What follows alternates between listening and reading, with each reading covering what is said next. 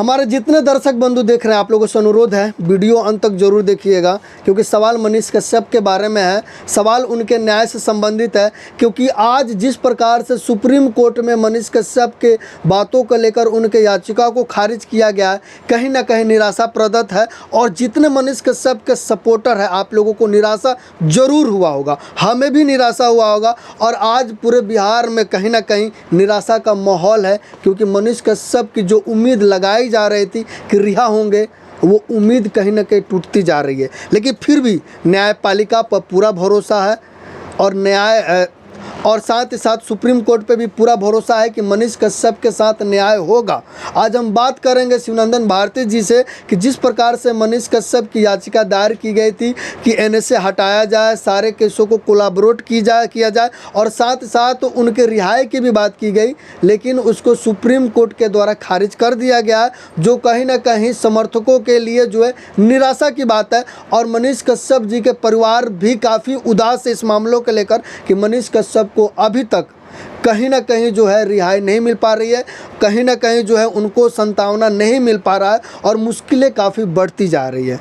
मेरा मन काफ़ी भावुक है, इसी कारण मैं कुछ ज़्यादा नहीं बोल पा रहा हूँ। बस आप लोगों को जानकारी देना चाहता हूँ कि आखिर में मनीष कश्यप को राहत क्यों नहीं मिली है और उनके याचिका को खारिज क्यों कर दिया गया। शिवनंदन भारती जी, सबसे पहले आपका चैनल पर स्वागत करना चाहिए। बहुत बहुत शुक्रिया आपका भी जी। काफ़ी आज दुख ऐसा महसूस हो रहा है, अंदर से मतलब कि रोना टाइप आ रहा है सर। आखिर में मनीष कश्यप के साथ इस तरह क्यों हो रहा है? याचिका दायर की गई, वो सारे खारिज क्यों हो गए सर? ये मन आपका जो व्याकुल है जी, उसके पीछे रीजन है कि न्याय की जो टेक्निकल चीज़ है उसको आप लोग नहीं समझ रहे जी।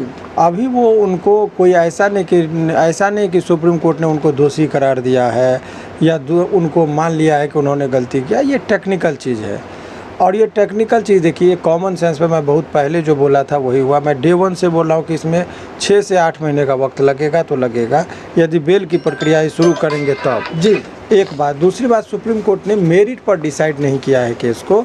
इसमें देखिए, बेल के रिगार्डिंग जो, जैसे मैं बहुत ही साधारण शब्दों में, एक प्रक्रिया बना हुआ है और प्रक्रिया है तो पहले क्या होना चाहिए, बाद में क्या होना चाहिए। तो हड़बड़ी में आप यदि करेंगे तो काम गड़बड़ी होगा। जैसे एक हिंदू धर्म के मुताबिक हम लोग देखते हैं, पहले मटकोर होती है फिर शादी होती है। अब बहुत जल्दबाजी में है तो आप पहले शादी कर लीजिएगा, 6 महीने बाद कहिएगा मटकोर, तो ये तो उटपटांग बात हुई। ठीक उसी तरीके से बेल के रिगार्डिंग जब कभी भी स्टार्ट होता है रेगुलर बेल, तो वो निचली अदालत से स्टार्ट होता है, अधीनस्थ न्यायालय से स्टार्ट होने के बाद सेशन न्यायालय, सेशन न्यायालय के बाद हाई कोर्ट और हाई कोर्ट के बाद सुप्रीम कोर्ट। आज तक आपने कभी देखा है किसी व्यक्ति को डायरेक्ट सुप्रीम कोर्ट से बेल मिल गया हो? तो बेल का चीज़ उसमें इंक्लूड करना, वो लगता था कि क्या हो रहा है, जल्दबाजी में अफलातूनी बात हो रही है। तो बेल के रिगार्डिंग वो चीज़ अटैच, मेरा जहाँ तक जो समझ है वो गलत चीज़ है। अब लोगों का आशा और आप लोगों को ज़रूरत से ज़्यादा जब आप एक्सपेक्टेशन कर लेते हैं तो बेवजह आप हताश और निराश होते हैं। तो ये हताश और निराश का एक और एक्सपेक्टेशन ये कि इसमें जो है सो एनएसए हट जाएगा। एनएसए के रिगार्डिंग मैंने कहा था कि एनएसए के संबंध में माननीय सुप्रीम कोर्ट ने कहा है कि ये हटाने के लिए आप संबंधित हाई कोर्ट में आप जाते और वो कहते कि इसमें देखिए, वो चैनल अंतिम न्यायालय है। यदि हर आदमी डायरेक्ट सुप्रीम कोर्ट पहुंच जाए तो क्या होगा, हर केस तो लोग निचली अदालत में आएंगे नहीं। तो आखिर माननीय उच्च न्यायालय में उन्होंने ये नहीं कहा कि एनएसए सही लगाया या गलत लगाया, न्यायालय ने यही कहा कि आप पहले हाई कोर्ट जाइए। हाई कोर्ट नहीं देता तभी तो आप मेरे पास आएंगे, तो आप डायरेक्ट मेरे पास क्यों आ गए? यही चीज़ से उन्होंने ये खारिज नहीं किया, ये सब चीज़ कहना उचित नहीं है। उन्होंने सिंपल कहा कि अभी वर्तमान में आप जो मेरे पास एनएसए के संबंध में है, तो आप संबंधित हाई कोर्ट में जाइए, हाई कोर्ट उनसे पूछेगी और यदि वो नहीं बताएंगे तब आप मेरे पास आइए। तो ये सब जो है कहीं ना कहीं इस केस में जो लगातार एक बात और सबसे अहम बात इस मनीष कश्यप के केस में यदि लगातार निराशा का ये हो रहा है, तो एक कारण हो रहा है। तो जब से सुप्रीम कोर्ट गया है, ये मामला हड़बड़ी में सुप्रीम कोर्ट गया जी, पहली बात। दूसरी बात कि मीडिया में पहले बात आ जा रही है, रणनीति के अखाड़े की दव अखाड़े में चली जाती है। अब आप पहले ही मीडिया में आके उस चीज़ को, जो भी इसमें कि अपने बयान को लेकर कि मैं ये करने जा रहा हूँ, वो करने जा रहा हूँ, तो इससे आपका जो अपोनेंट होता है, अपोजिट पार्टी हो, तो उसको आपका कमजोरी समझ जाता है और फिर वो तैयारी होकर कोर्ट में पहुँचता है। तो अपनी राज की बात आप वहाँ पर जो भी होगा सर्टेन आप कोर्ट में रखिए कि ये हमारा स्ट्रेटजी है, हम ये काम कर रहे हैं। लेकिन आप पहले ही हर केस की क्या मेरिट है वो चीज़ को जब आप केस को डिस्कस करेंगे, फाइल का इंटरनल बात सब जब आप बोलेंगे, तो ये सब जो है सो केस को कमज़ोर करता है। एक बहुत ही इसमें सोच समझकर और गंभीरता से बात को रखने की ज़रूरत थी, कि कोर्ट को कन्विंस करने की ज़रूरत थी। तो वो जो है सो कहीं ना कहीं चूँकि बहुत सारे एडवोकेट भी सुप्रीम कोर्ट में लगातार बदले, तो ये सब एक फैक्टर है अंतिम टाइम में। तो ये सब कारण से ये हुआ है, लेकिन ऐसा नहीं कि वो सजावार हो गए, दोषी बने। ये सब समय का फेर है और वो थोड़ा पेशेंस रखना चाहिए। अभी जब मेरिट पर बात होगी तो अभी भी ये देखिएगा, मैं आज से आप गिनती कर ली, चाहे वो सुप्रीम कोर्ट कुछ कह दे, इस सब केस में कोई बहुत हीनियस चीज़ का आरोप नहीं है। और इस ऐसे परिस्थिति में जो है सो बेल की सिलसिला जो है 6 से 8 महीने के अंदर शुरू हो जाएगी। जिस प्रकार से माननीय वकील कपिल सिब्बल जी के द्वारा बार बार कहा जा रहा है कि मनीष कश्यप पत्रकार नहीं, वो एक नेता है, तो फिर आखिर में उनको नेता क्यों घोषित किया जा रहा है बार बार? देखिए, नेता और पत्रकारिता का जहाँ तक बात है वो अलग अलग चीज़ है। अटल बिहारी वाजपेयी भी ये दोनों काम कर चुके हैं। और ऐसा नहीं है कि जो पत्रकार है वो पॉलिटिक्स नहीं कर सकता, वो भी एक मूल रूप से वकील है, लेकिन वह नेतागिरी भी करते हैं मंत्रिमंडल।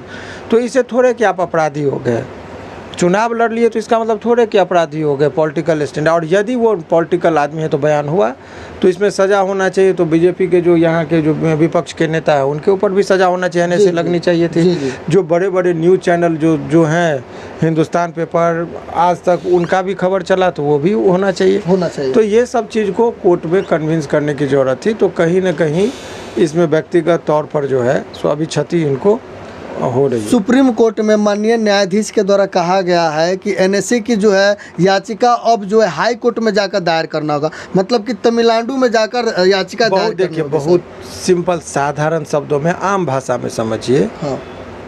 कि यदि हाई लेवल तक आप कब जाएंगे? आप कोई एसपी के पास चले जा रहे हैं आवेदन लेके, डीजीपी के पास, तो डीजीपी साहब आपको क्या बोलेंगे? थाना पर आपने आवेदन दिया जी, तो बोलेगा नहीं तो भाई थाना पर जाइए, वो नहीं करेगा तभी तो मैं करूँगा एफआईआर या आदेश दूंगा।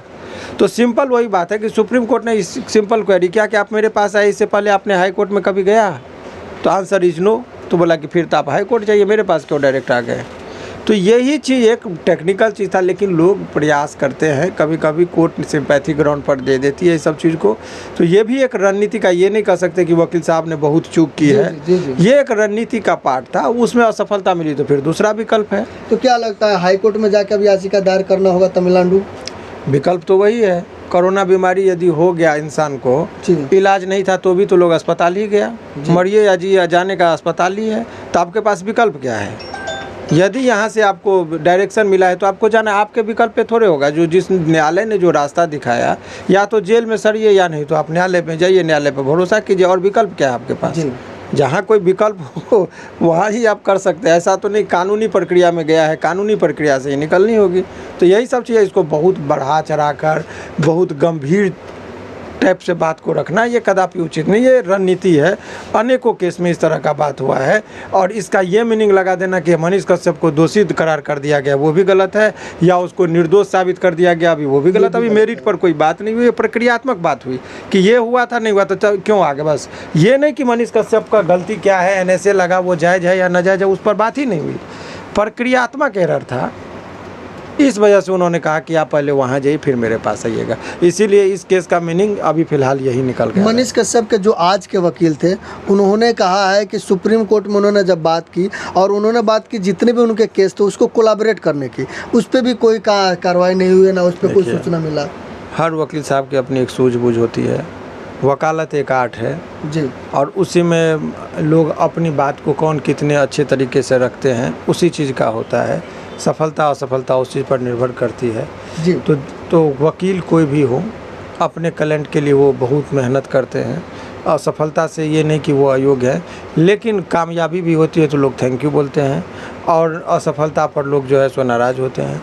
तो सुप्रीम कोर्ट से अभी असफलता मिली है तो इसका कोपभाजन का भी शिकार वहाँ के जो लीडिंग एडवोकेट हैं उनको होना पड़ेगा। और इसमें उनके पास डिफेंस में ये है कि कहते हैं कि लास्ट मोमेंट हमको फ़ाइल दिया गया, आज हमसे बात हुई, तो इसमें बहुत सारा केस में फ़ाइल बदलना तो ये सब भी कहीं ना कहीं घातक सिद्ध हुआ है इनके लिए। सुप्रीम कोर्ट में तमिलनाडु के द्वारा लगभग 600 पन्नों में जो है डिटेल्स वगैरह दी गई है, क्या लग रहा है उन सारे चीज़ों पे कैसा हो सकता है? सुप्रीम कोर्ट में नहीं जी, यहाँ एक उस केस में बहुत सारे अभियुक्त का एंटीसिपेटरी बेल था फाइल, जी, जिसमें डायरी की मांग की गई थी। तो डायरी 700 पेजों का 700 पेजों का था। लगभग आया है, तो उस पर जो है सो आया है, बस समझिए। तो अन्य अभियुक्तों का भी सारा जिक्र है।